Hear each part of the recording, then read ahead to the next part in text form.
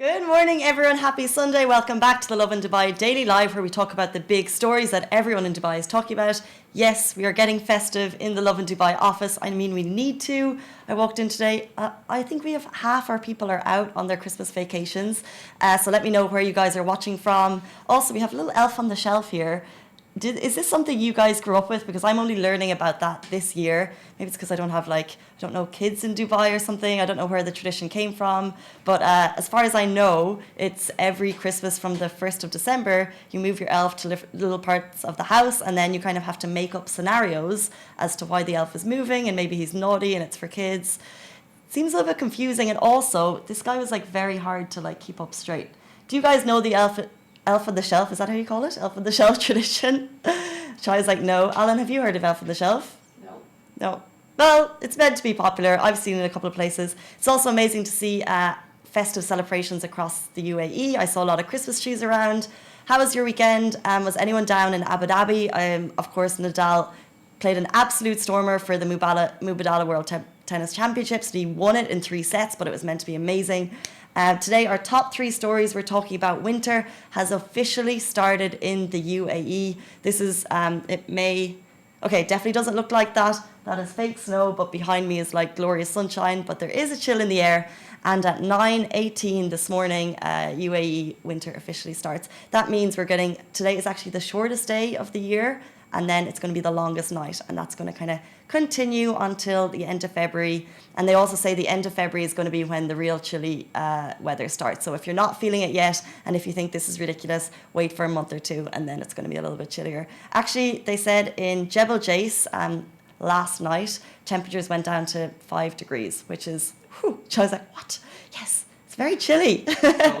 But that is the highest point in the UAE. So we're a little far from there right here.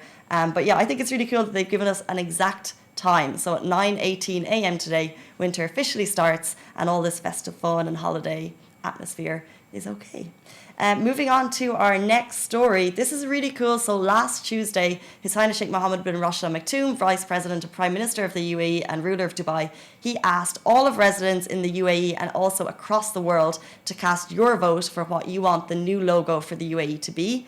He gave 3 options, which were all created by, I think, 49 Emirati artists came together. And they all have kind of different meanings. But the cool thing is, for every vote cast, the UAE has promised to plant a tree.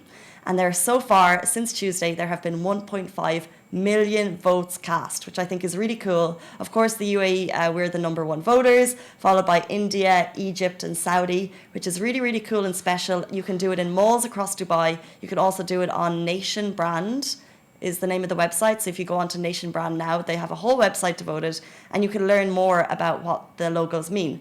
So the first one beside me you can see is Arabic calligraphy, and the way it's written also is meant to represent the flow of the waves and the merge of the sand dunes, which I think is very beautiful. The second one, which is the 3 coloured lines, so they're obviously the colours of the UAE flag and done in the shape of the UAE, and then also the 7 lines represent the 7 emirates, which I also think is really cool, and it's also meant to represent the ambition to continue to build and grow the UAE. And then finally, the third logo is the palm tree, and that is obviously a symbol of generosity and strength and authenticity, and it's also the most planted tree in the UAE.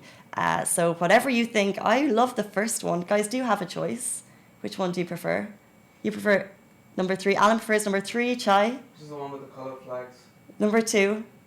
Yeah, I like number 1. Interesting. It'll be interesting to see who wins. I don't know when it's going to be announced, but I think they're very special, and it's really cool. I don't know in how many countries you get the kind of chance to be part of something like this, and we all have the chance to vote, and the fact that every vote plants a tree is very special. And moving on to our final story, this is very creepy, but also part cool at the same time, depending on how you want to look at it. The mysteriously haunted palace in Ras Al Khaimah is now open for a limited time. This is pretty crazy. So back in, I'm not sure what year, but the late Sheikh Abdulaziz bin Hamad Al Qasimi, he built a palace at the cost of 500 million dirham. But very soon when the royal family moved in, a couple of mysterious occurrences occurred, and in one night the whole family moved out. So no one knows why, no one knows how, and it was left completely derelict. So now we don't have pictures because you're not allowed to take pictures of it, but Santa's kind of come over. It's on a plateau. It's meant to be absolutely beautiful in the middle of the desert, but there's nothing there. There's nothing inside it. It's just covered in sand. It's absolutely amazing. So what they've done is they've decided to open it until April 2020. You can go and check it out. There are tickets on the gate, which is interesting. Maybe they're trying to make sure that it's kept preserved, but tickets are 75 dirham. But if you like creepy, haunted things, to be honest, Alan's like nodding her head. Would you go? Oh, yes. Why? Like, what would inspire you to go to a place that you've heard is haunted? I love horror. She loves horror films, that's of course. Morning.